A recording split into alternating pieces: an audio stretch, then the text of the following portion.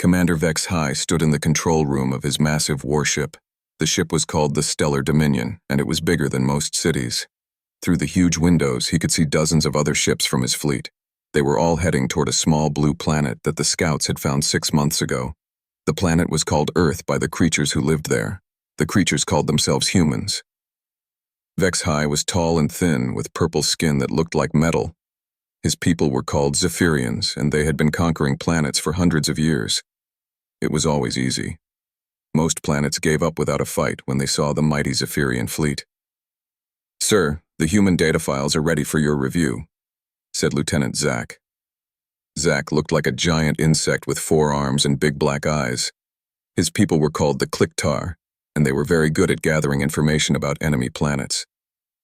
"Good," Vex High said. "Let's see what these humans are like." Captain Thrum floated beside them. Thrum's body was made of living crystal that changed colors when he spoke. His people were called resonants, and they could break things just by making the right sound. "I hope they put up more of a fight than the last planet," Thrum said. "Those cow people surrendered before we even landed." The 3 officers walked to a large screen that showed moving pictures from Earth. The pictures had been stolen from human communication signals that traveled through space. Humans seemed to like making shows about their history and their warriors. "Look at this," Zack said, pointing at the screen with one of his 4 hands. "They have shows about their ancient fighters. They call them documentaries." The screen showed human warriors from long ago. Some wore metal suits and carried swords. Others had shields and spears. The humans in the pictures fought each other with simple weapons made of metal and wood. Vex High laughed. "They fight with pointy sticks? How did these primitives ever learn to fly in space?" "Wait, it gets better," Zack said. He changed the picture to show more recent human soldiers. These humans carried weapons that shot small pieces of metal very fast. They rode in metal vehicles with wheels and threw bombs that made fire and smoke. "Chemical explosives," Captain Thrum said, his crystal body turning orange with amusement. "They still use chemical explosives. We stopped using those 1,000 years ago." The screen showed human soldiers running toward enemy positions while being shot at. Many of them got hurt or died, but they kept running forward. Other humans would risk their lives to save their wounded friends. "This is very strange," Lieutenant Zack said, studying the pictures carefully. "When their soldiers get hurt, other soldiers try to save them. This slows down their attacks and puts more soldiers in danger. It makes no sense." Vex High nodded. "Illogical. When one of our soldiers is wounded, we leave them behind so the mission can continue. That's the smart thing to do." The screen changed again. Now it showed humans talking about something they called honor. They spoke about fighting to the death and never giving up. One human soldier said he would rather die than surrender to his enemies. "Did you hear that?" Captain Thrum asked, his body now glowing bright yellow. "He said he would rather die than surrender. What kind of crazy thinking is that? If you're going to lose, you surrender and live to fight another day." "These humans don't seem very smart," Vex High agreed. "They waste lives on emotion instead of thinking logically." Lieutenant Zack pulled up more information on his screen. "According to our scans, humans are very weak compared to us. They have thin skin that cuts easily. They have only one heart, so if you damage it, they die right away. Their bones break under pressure that wouldn't even hurt us." "What about their technology?" Vex High asked. "Very basic," Zack replied. "They have some spaceships, but they're slow and use old-style rocket fuel. Their weapons shoot small metal bullets instead of energy beams. Their armor is just thick metal instead of energy shields." Captain Thrum made a sound like breaking glass, which was how his people laughed. "One of our plasma rifles could cut through a dozen human soldiers in seconds. Their metal bullets would just bounce off our energy shields." The screen showed more pictures of human warfare. There were battles from different time periods, starting with humans hitting each other with sticks and ending with humans flying primitive aircraft that dropped bombs. In every picture, humans were fighting and dying for things they couldn't touch, like their country or their freedom. "They have something called patriotism," Lieutenant Zack explained. "It means they will fight and die for their home planet even when they can't win. Wasteful, Vex High said, shaking his head. In the Zephyrian Empire, we fight to win. If we can't win, we don't fight. These humans seem to fight even when they know they will lose. The three officers watched more videos of human warriors. They saw ancient soldiers holding a narrow mountain pass against thousands of enemies. They saw pilots crashing their aircraft into enemy ships. They saw soldiers charging into battle knowing they would probably die. Their tactics make no sense, Captain Thrum observed. They take huge risks for small gains. They sacrifice many soldiers to save just a few. They keep fighting even when any logical species would surrender. That's why they'll be easy to defeat, Vex High said confidently. Their emotions make them weak. When we show up with our superior technology and demand their surrender, they'll have no choice but to give up. Lieutenant Zack brought up a map of the human solar system. They have settlements on several planets and moons. The main population is on Earth, but they also have bases on Mars and their moon. Should we attack all of them at once? No need, Vex High replied. We'll just destroy one of their moons as a demonstration. When they see what our plasma cannons can do, they'll surrender immediately. No species is stupid enough to fight when they're completely outmatched. The three officers continued studying the human files. They read about human concepts like courage, sacrifice, and duty. To the logical alien minds, these ideas seemed like weaknesses that could be exploited. I almost feel sorry for them, Captain Thrum said. They've spent so much time making up stories about brave warriors and heroic battles, they probably actually believe their own myths. Myths are for primitive species, Vex High said. In the real universe, technology and logic win wars. These humans will learn that lesson soon enough. The command crew prepared for the final approach to Earth. They sent messages to all the ships in their fleet, telling them to get ready for another easy conquest. The alien soldiers checked their plasma weapons and energy shields. They looked forward to adding another planet to their empire. None of them understood that they weren't just approaching a planet of primitive warriors. They were about to meet the children of 10,000 years of human warfare, and those children had learned every lesson their ancestors had to teach. The fleet moved closer to Earth, and the alien soldiers continued to laugh at the human legends they had seen. They had no idea that soon they would stop laughing forever. Captain Jake Morrison stood on the bridge of the UES Defiance, watching the alien ships appear on his screens. There were so many of them that they blocked out the stars. Each ship was huge, much bigger than anything humans had ever built. "Sir, we're getting a message from the alien fleet," said Commander Lisa Park. She was his tactical officer and had been with him through 3 different wars. Her fingers moved quickly over the control panels as she worked. "Put it on the main screen," Jake said. He was a tall man with gray hair and scars on his hands from fighting in the Mars Rebellion years ago. He had never backed down from a fight in his life. The screen showed an alien creature with purple skin and glowing yellow eyes. The creature spoke in perfect English, which surprised Jake. The alien must have learned their language by listening to human radio signals. "I am Commander Vex High of the Zephyrian Empire," the alien said. "Your planet has been selected for integration into our coalition. You will surrender immediately and accept our rule. If you comply, we will allow your civilians to live. If you resist, we will destroy your cities." The alien's voice was cold and matter-of-fact, like he was reading a shopping list. "You have 1 hour to respond with your complete surrender." The screen went black. Jake looked around at his crew. Major Ryan Bell, who commanded the Marines on the ship, stepped forward. Ryan was a big man with dark skin and muscles that showed even through his uniform. "What are your orders, Captain?" Ryan asked. Jake thought for a moment. He could see Earth through the windows of his ship. It was a beautiful blue and white ball floating in space. Down there were his wife and children. His parents lived in a small town in Kansas. Millions of other families were going about their normal lives, not knowing that aliens wanted to make them slaves. "Get me Admiral Sullivan," Jake said. A few minutes later, Admiral Kate Sullivan appeared on the screen. She was speaking from Luna Base, the big military station that orbited Earth's moon. Kate was known throughout the fleet as someone who never gave up and never made easy choices. "Jake, I assume you got the same message we did," Kate said. "Yes, ma'am. What are your orders?" Kate's face was serious. "I've been talking to the President and the Joint Chiefs. We're not going to surrender to these aliens."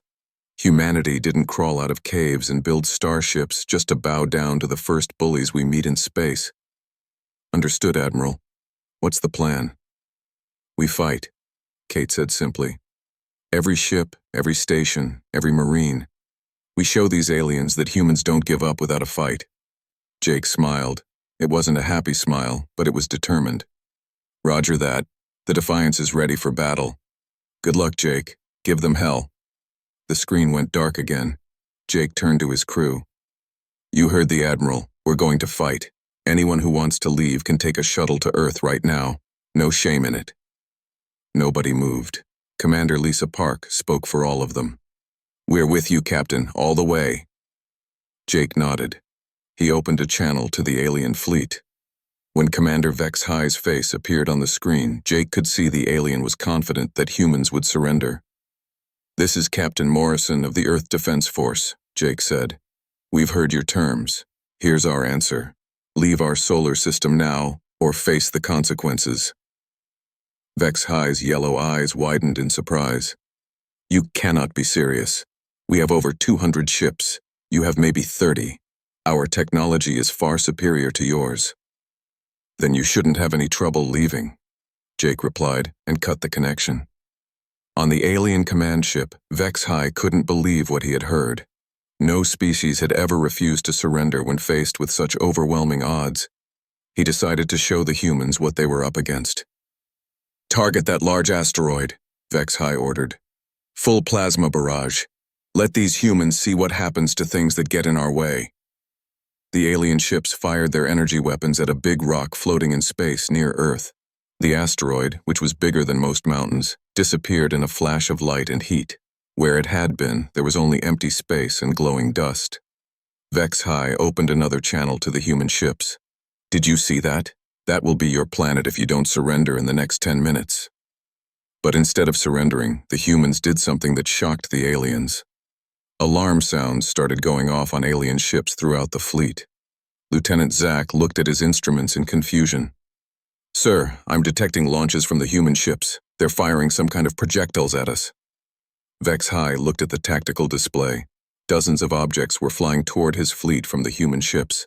They looked like simple rockets with chemical engines, the kind of primitive technology his people had stopped using centuries ago. Are they serious? Captain Thrum asked, his crystal body flashing with amusement. Those slow missiles will never get through our shields.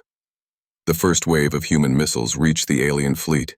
The aliens watched confidently as the primitive weapons approached their energy shields. The shields were designed to stop plasma beams and energy weapons, but these weren't energy weapons. The first missile hit an alien cruiser and exploded. But it wasn't a normal explosion. It was the power of the atom itself, unleashed in a ball of fire and radiation that was hotter than the surface of a star. The nuclear warhead overwhelmed the alien shields in a fraction of a second. The ship disappeared in white light. Then another missile hit another ship, and another. In 30 seconds, 12 alien ships were destroyed completely. 8 more were badly damaged and drifting in space. On the alien command ship, alarms were screaming. Lieutenant Zack was trying to understand what had happened. Sir, those weren't conventional explosives. The humans are using nuclear weapons. That's impossible, Vex High said, but he was staring at the empty spaces where his ships used to be. Nuclear weapons are too primitive. No civilized species uses them in space combat. The humans just did, Captain Thrum said. His crystal body had turned dark blue, which meant he was afraid. On the UES Defiance, Jake Morrison watched the alien ships burn. That got their attention, he said. Lisa, how many nukes do we have left?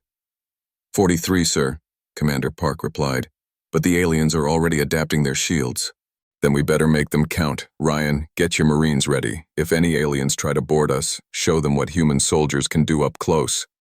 Major Bell grinned. My pleasure, Captain. The alien fleet regrouped, but they were no longer confident. They had expected an easy victory against primitive humans. Instead, they had lost 20 ships in the first minute of battle. Commander Vex High stared at the tactical display. His subordinates were looking at him, waiting for orders. The humans had used weapons that were so old-fashioned that alien shields weren't designed to stop them. It was like being killed by a stone axe when you were wearing armor designed to stop laser beams. All ships, adjust shield frequencies to stop kinetic impacts, Vex High ordered, and start targeting those human vessels. It's time to show them what real weapons can do. The alien ships opened fire with their plasma cannons. Beams of energy that could melt through solid rock reached out toward the human fleet. But the humans didn't just sit there and take it. The human ships moved in ways that the aliens didn't expect. Instead of flying in neat formations like civilized species, they scattered like birds. Some ships flew straight at the alien fleet, dodging plasma beams and firing their primitive but deadly nuclear missiles. One human ship, a destroyer called the Courage, flew directly into the middle of the alien formation. The aliens concentrated their fire on it, and the ship was torn apart by plasma beams. But just before it died, the Courage fired its last nuclear missile at point-blank range into an alien battleship. Both ships disappeared in a flash of atomic fire. "They're insane," Lieutenant Zack whispered. "That human ship committed suicide just to destroy one of ours." "No," Vex High said slowly, beginning to understand. "They're not insane. They're exactly what their legends said they were." The battle continued to rage around Earth. Human ships fought with a desperation that the aliens had never seen before. When their weapons ran out, some human pilots rammed their ships into alien vessels. When their ships were damaged, they kept fighting until they exploded. The aliens were winning, but they were paying a price they had never expected to pay. Every human ship they destroyed took at least one alien ship with it. Some took 2 or 3. Admiral Kate Sullivan watched the battle from Luna Base. She knew that Earth's fleet couldn't win. The aliens had too many ships and their technology was too advanced. But that wasn't the point. The point was to show these aliens that humanity wouldn't go quietly. Every ship they lost, every soldier who died, sent a message: humans don't surrender. As the UES Defiance shook under alien plasma fire, Captain Jake Morrison opened a channel to all remaining human ships. "All vessels, this is Morrison. They've got us outnumbered and outgunned, but they're learning something today that they won't forget." He paused as another explosion rocked his ship. "They're learning that humans fight. We don't care about the odds. We don't care about superior technology. We care about our home, and we'll die before we let anyone take it from us." The human fleet continued to fight, and the aliens continued to learn that their assumptions about these primitive creatures had been very, very wrong. The alien fleet spread across the solar system like a disease. Commander Vex High had learned to respect human nuclear weapons, but he still believed his superior numbers would win the war. He sent ships to attack Mars, the asteroid belt, and Earth's moon, all at the same time. "We'll crush them everywhere at once," he told his officers. "They can't defend all their colonies with their tiny fleet." On Mars, Colonel Amy Davis stood in the command center of New Phoenix Base. She was a small woman with red hair, but everyone who served under her knew she was tough as steel.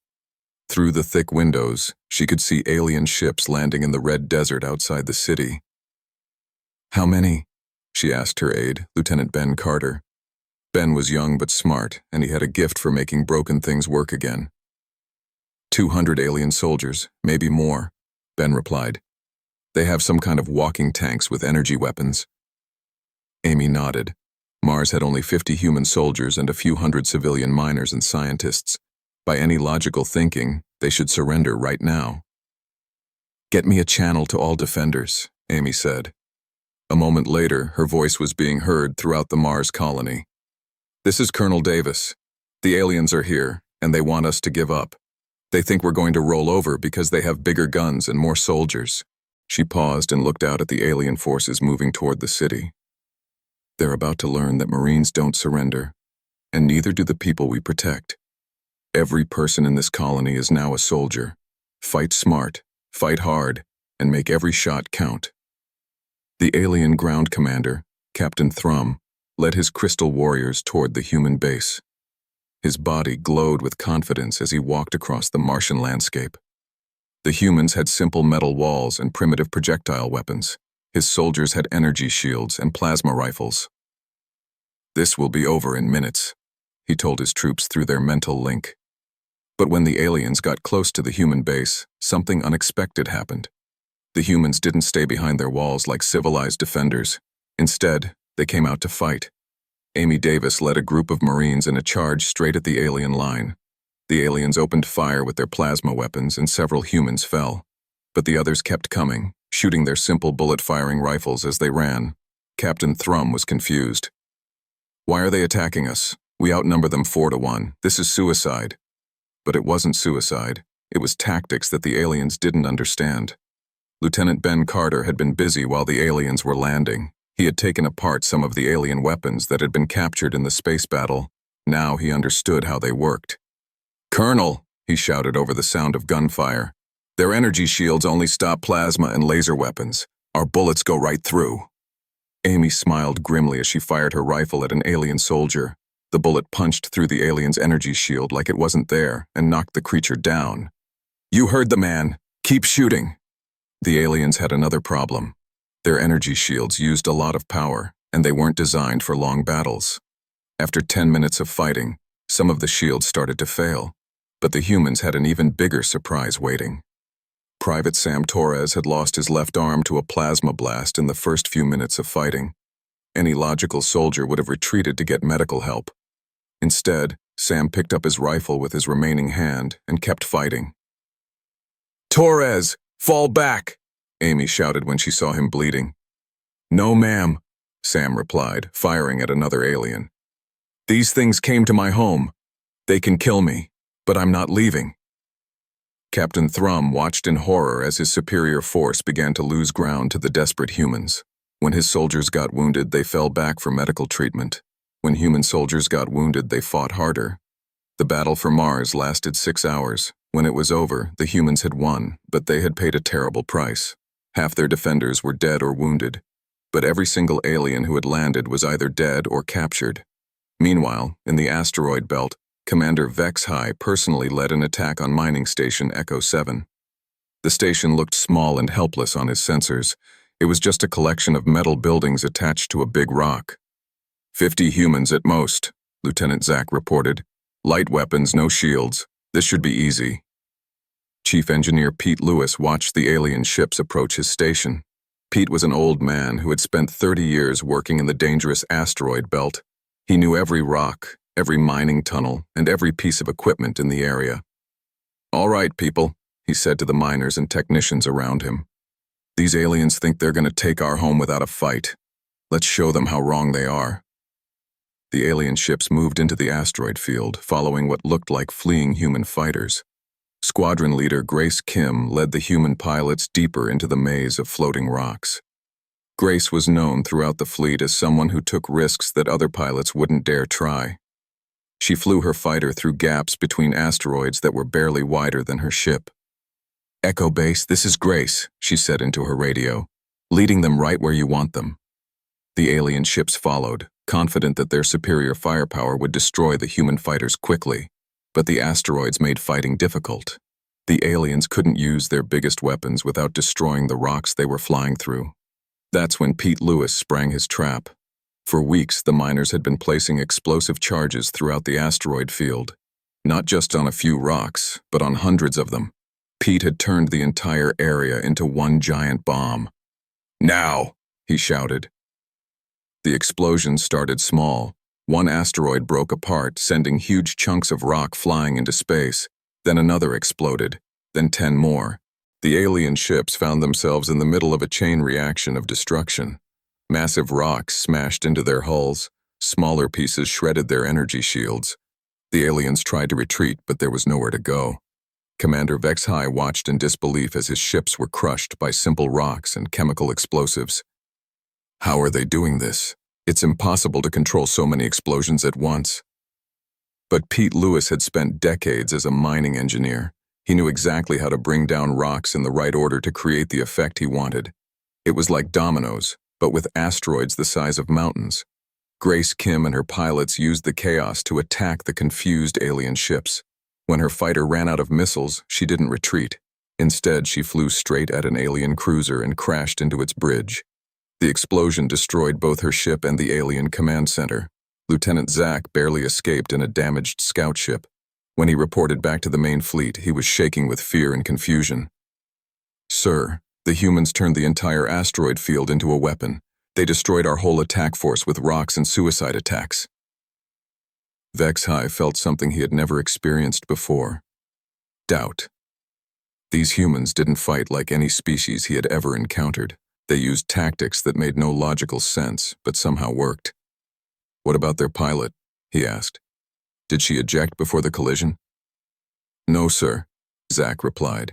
She flew directly into our ship. On purpose. She killed herself to destroy our command center. Captain Thrum, who had just returned from the disaster on Mars, added his own report. The humans on Mars did the same thing. When they got wounded, they fought harder instead of retreating. When they were outnumbered, they attacked instead of defending. Vex-High studied the tactical reports from both battles. The aliens had won on Mars, but lost more soldiers than they should have. They had been completely defeated in the asteroid belt, and in both cases, humans had fought in ways that violated every rule of logical warfare. They're not following standard military doctrine, he said slowly. No, sir, Thrum agreed. It's like their whole species is insane. They take risks that no rational being would consider. But Vex-High was beginning to understand something that terrified him. The humans weren't insane. They were exactly what their ancient legends had claimed to be, warriors who cared more about winning than surviving. On Earth, Admiral Kate Sullivan received reports from Mars and the asteroid belt. The news was mixed. Mars had held, but barely. The asteroid base was gone, but they had taken a lot of aliens with them. They're learning, she said to her staff. The aliens are starting to understand that we're not going to fight fair. General Paul Hayes, who commanded Earth's ground forces, studied the tactical displays. Good, let them learn. Every lesson costs them ships and soldiers. And we're just getting started. Kate nodded. The real battle was still coming. The aliens would attack Earth itself soon, and when they did, they would face the full strength of human military tradition. Send word to all units, she ordered. Remind them of what we're fighting for, not just our lives, but our freedom, not just our planet, but our right to exist as free humans. The message went out across the solar system to every human soldier, pilot, and civilian. It was simple and clear. Fight like your ancestors did. Fight like your children's lives depend on it. Fight like humans. And in the darkness of space, the alien fleet prepared for the final assault on Earth, not knowing that they were about to face an enemy whose greatest strength was their willingness to die for what they believed in. The alien fleet approached Earth like a dark cloud covering the sun. Commander Vex-High had learned painful lessons at Mars and in the asteroid belt, but he still believed that numbers and technology would win the day. He brought every ship he had left straight to humanity's home world. General Paul Hayes stood in the command bunker deep beneath the Rocky Mountains. He was an old soldier with white hair and hands that shook slightly from an old war wound. But his voice was steady as he spoke to the defenders of Earth. They're coming, he said simply. 200 alien ships, maybe more. They think they're going to land on our planet and make us slaves. Around him, dozens of officers and technicians worked at their stations. These were the best military minds that humanity had produced, and they had been preparing for this moment their entire lives.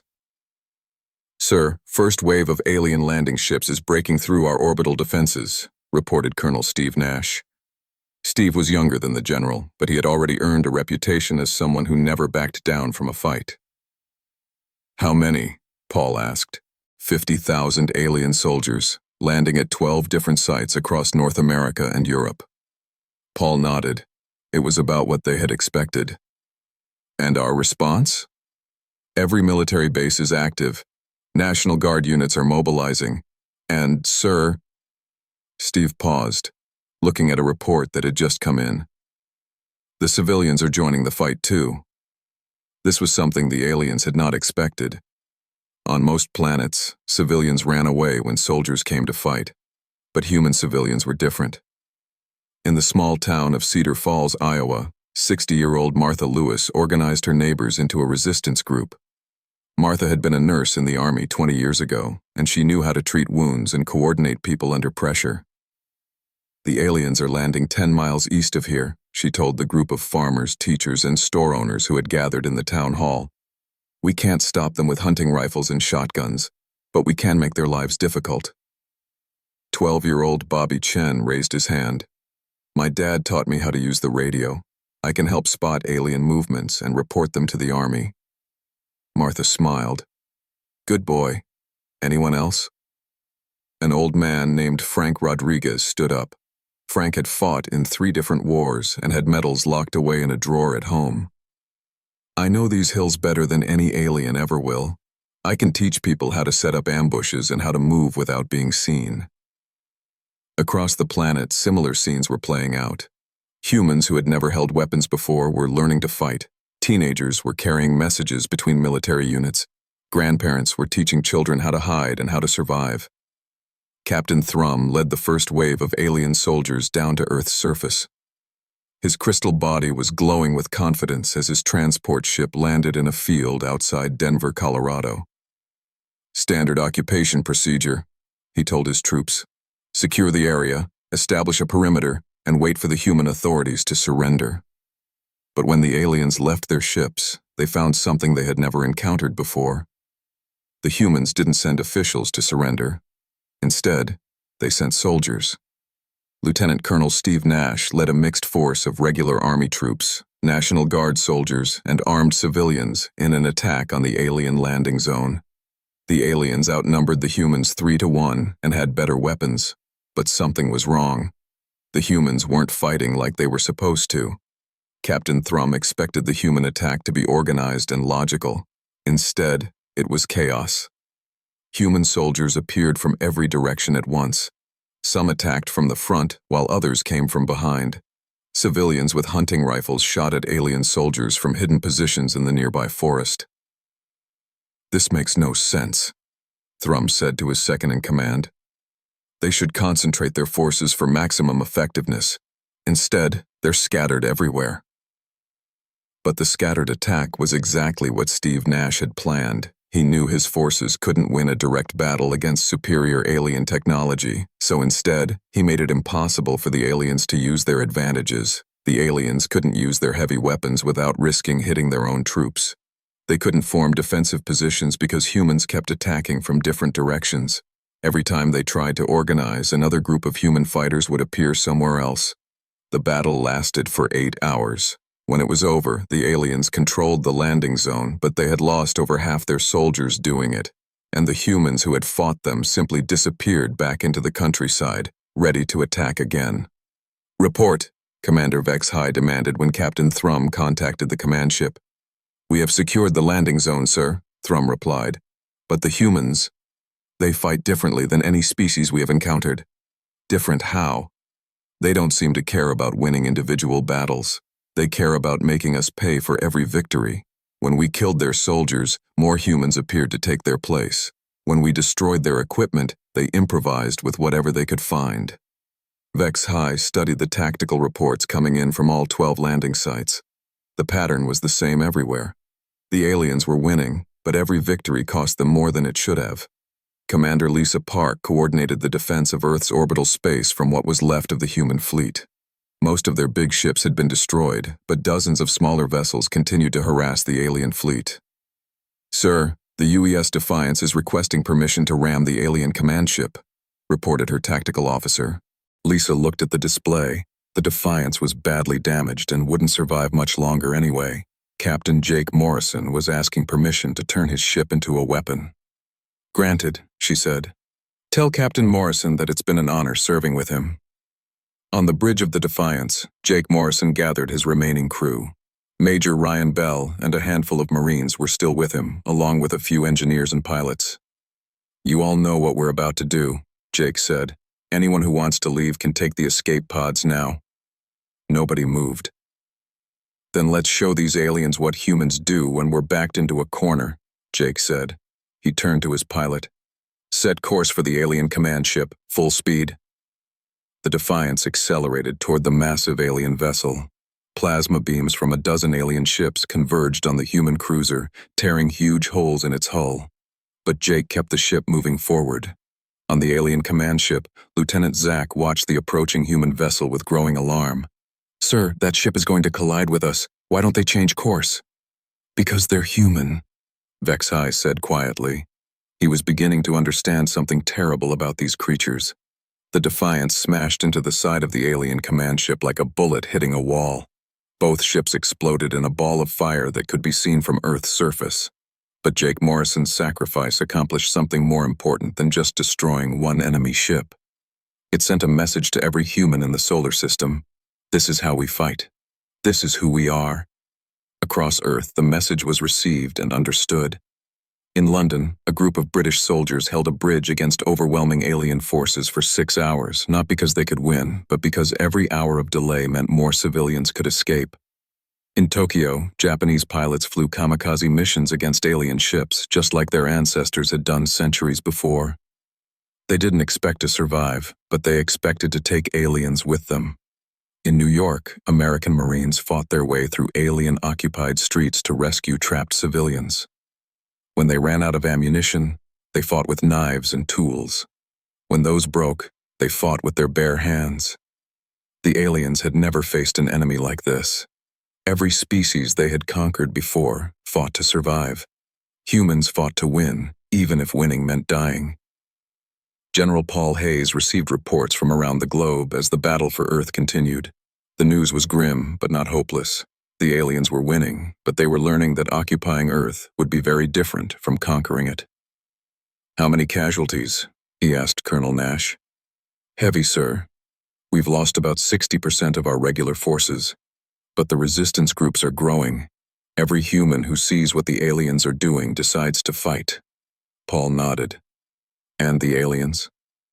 "They've lost about 40% of their ground forces. Their ships are taking heavy damage from our suicide attacks. And sir," Steve paused, "intelligence reports that some of their commanders are requesting reinforcements. They didn't expect this level of resistance." Paul smiled grimly. The aliens had superior technology and greater numbers, but they were learning something that no previous enemy of humanity had ever survived learning. Humans don't surrender. On the alien command ship, the surviving officers were having an emergency meeting. Commander Vex High studied the casualty reports with growing concern. "We're winning," Captain Thrum said, but his crystal body was a worried shade of blue. "All the major human military bases have been captured or destroyed." "Then why do I feel like we're losing?" Vex High asked. The answer came from Lieutenant Zack, who had been studying human behavior since the invasion began. "Because the humans aren't fighting to win battles, sir. They're fighting to make us pay such a high price that we'll decide conquest isn't worth it." Vex High realized that the human legends they had laughed at months ago were coming true right in front of his eyes. These weren't just stories about ancient warriors. They were instruction manuals for how humanity would resist any invader, no matter how powerful. And for the first time since the invasion began, Vex High wondered if conquering Earth had been a mistake. 3 months after the invasion began, Commander Vex High stood in what used to be the command center of his flagship. Half the controls were damaged and the air still smelled like smoke from the last human attack. Through the cracked windows he could see Earth floating below, beautiful and terrible. The planet was conquered. Every major city was under alien control. Every military base had been destroyed or captured. The human fleet was gone. By every logical measure, the war was over and the aliens had won. But the humans kept fighting. Lieutenant Zack approached with the daily casualty report. His insect-like body moved carefully around the broken equipment as he handed over the datapad. "How bad?" Vex High asked without looking up. "We lost another transport ship yesterday. Human fighters came out of nowhere, destroyed it, and disappeared back into the mountains. That's our 6th ship this week." Vex High finally looked at the numbers. In 3 months of occupation, the aliens had lost more soldiers and ships than in the previous 10 years of conquering other planets. The humans simply would not stop fighting. "What about Captain Thrum's ground forces?" "Still taking casualties every day, sir. The humans have something they call guerrilla warfare. Small groups attack our patrols, then run away before we can respond. When we send large forces to hunt them down, they just disappear." Vex High knew about guerrilla warfare from studying human history, but experiencing it was very different from reading about it. The humans turned their entire planet into a weapon against the occupying forces. On Earth, Sergeant Tom Wright led a small group of resistance fighters through the ruins of what used to be Chicago. Tom was one of the few professional soldiers still alive, and he had spent the last 3 months teaching civilians how to fight like soldiers. "Remember," he whispered to the group of teenagers and middle-aged civilians following him. "Hit them fast, hit them hard, and get out before they can call for help." The group was attacking an alien supply depot that had been set up in an old shopping mall. The aliens thought they were safe there because they had guards and sensors watching all the main entrances, but Tom had learned something important about fighting aliens. They thought like aliens, not like humans. The aliens protected the logical places to attack, but humans didn't always attack the logical places. "Bobby, you're sure about the ventilation system?" Tom asked the 12-year-old boy who had joined the resistance after his parents were killed in the invasion. "Yes, sir," Bobby Chen replied. "I used to explore those air ducts all the time before the war. I can get in there and disable their sensors." An hour later, the resistance fighters were inside the alien depot. They moved quickly and quietly, planting explosives on ammunition supplies and communication equipment. The aliens never knew they were there until the bombs started going off. By the time alien reinforcements arrived, Tom's group was gone. They had disappeared into the subway tunnels that ran beneath the city, carrying stolen alien weapons and supplies. Similar attacks were happening all over Earth. The aliens controlled the cities, but the humans controlled everything else. Every forest, every mountain, every cave system became a base for human fighters. In the orbital command center, Vex High received a request that shocked him. It was from the Zephyrian High Command, asking for additional reinforcements to complete the pacification of Earth. He had never needed reinforcements before. No other planet had required more than the original invasion force to conquer and occupy. "Sir," Lieutenant Zack said carefully, "perhaps we should consider offering the humans terms, some kind of negotiated surrender that would end the resistance." "What kind of terms?" Vex High asked. "Limited self-government, perhaps. Allow them to keep their local leaders in exchange for ending the attacks on our forces." Vex High considered this. It made logical sense. The humans couldn't win, but they could keep fighting for years. Every day of continued resistance cost alien lives and resources. But when he tried to contact human leaders to discuss surrender terms, he discovered something else about humans. They don't negotiate with invaders. Admiral Kate Sullivan was hiding in a bunker somewhere in the Canadian wilderness, coordinating resistance activities across North America. When Vex High's message reached her, her response was brief and clear. "We don't make deals with alien invaders. Leave our planet, or we'll keep killing your soldiers until you do." Vex High tried contacting other human leaders around the planet. The responses were all the same. No negotiations, no surrender, no peace until the aliens left Earth. Captain Thrum reported similar problems with ground operations. "Every time we capture a human leader, 10 more take their place. Every time we destroy a resistance cell, 2 new ones form. It's like fighting a disease that spreads faster than we can cure it." The situation became even worse when human resistance fighters started using captured alien technology. Lieutenant Ben Carter, the engineer who had survived the battle for Mars, had spent months studying alien equipment. Now he was teaching other humans how to use plasma weapons and energy shields. "The humans are adapting our technology faster than we adapted theirs," Zack reported. "They're modifying our weapons to work with their power systems. They're using our communication devices to intercept our messages." But the worst part wasn't the technology. The worst part was that the humans were changing the aliens. Young alien soldiers who had never questioned orders before started asking why they were fighting this war.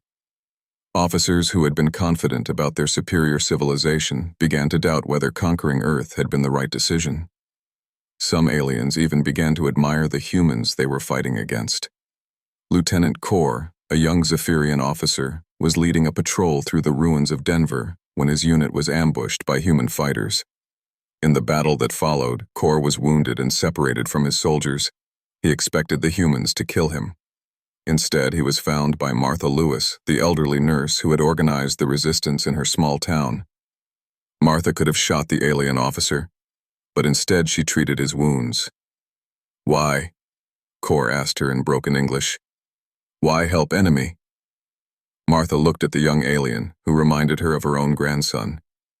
"Because even in war, Some things are more important than fighting. When Kor was later exchanged for human prisoners, he told his fellow officers about the human who had saved his life. The story spread through the alien ranks, making them question what they had been told about human cruelty and barbarism. The final crisis came when the Zephyrian High Command sent a message to Vex High demanding an explanation for why Earth still hadn't been pacified. "You have been on this planet for 6 months," the message said. "Other worlds surrender in weeks. What is taking so long?" Vex High realized he had to make them understand what fighting humans was really like. He sent back a detailed report about human resistance tactics, their willingness to die rather than surrender, and their ability to turn any civilian into a fighter. The response from High Command was swift and brutal. "If you cannot pacify the humans with conventional methods, use orbital bombardment to destroy their major population centers. That will break their will to resist." Vex High stared at the message for a long time. Orbital bombardment meant killing millions of civilian humans from space. It was efficient and would certainly end the resistance. But after months of fighting humans, Vex High had developed something he never expected: respect for his enemies. He called a meeting of his surviving officers. Captain Thrum and Lieutenant Zack gathered in the damaged command center to hear their commander's decision. "High Command wants us to begin orbital bombardment of human cities," Vex High said. Both officers were quiet for a moment. Then Thrum spoke. "Sir, that would mean killing millions of non-combatants." "I know," Vex High replied. "The humans have never targeted our civilians," Zack added. "Even their most vicious attacks have been against military targets only." Vex High nodded. It was true. Despite their desperate situation, the humans had maintained their moral standards even while fighting for their survival. "What are your orders, sir?" Thrum asked. Vex High made a decision that would change the course of the war. "Signal the fleet. We're withdrawing from Earth." Both officers stared at him in shock. "Sir," Zack said. "We came here expecting to conquer a primitive species," Vex High explained. "Instead, we found warriors who fight harder when they're losing than when they're winning. They've taught us something about courage that no other species ever has." He looked out at Earth, where human resistance fighters were probably planning their next attack even as he spoke. "We can destroy them from orbit, but we can't defeat them. There's a difference. The humans will never surrender, and killing millions of civilians won't change that. It will just prove that we're not worthy of their respect." 3 days later, Admiral Kate Sullivan received a message from the alien fleet. She was in her bunker with the few remaining human military leaders, planning another attack on alien positions. "This is Commander Vex High of the Zephyrian Empire," the message said. "We are withdrawing all forces from your planet. Earth will be marked as a protected world in our star charts. No species in our coalition will ever attack your planet again." Kate stared at the message in disbelief. Then Vex High continued.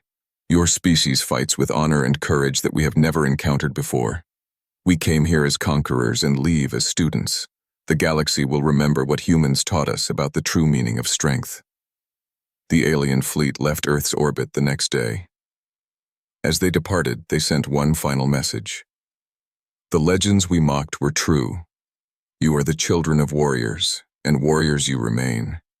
The stars will remember your names." Months later, stories about Earth began to spread through the alien coalition.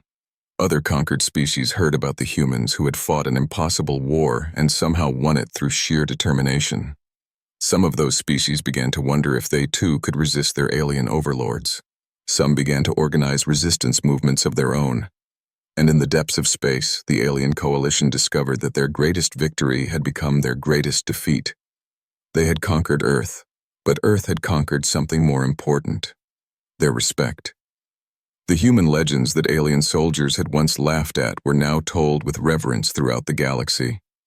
And whenever the coalition encountered a species that refused to surrender, their officers would whisper the same warning to each other: they fight like humans. The greatest tribute any warrior can receive is the respect of their enemies. Humanity had earned that respect through blood, courage, and an unbreakable will to remain free. And across the galaxy, the legend of Earth continued to grow.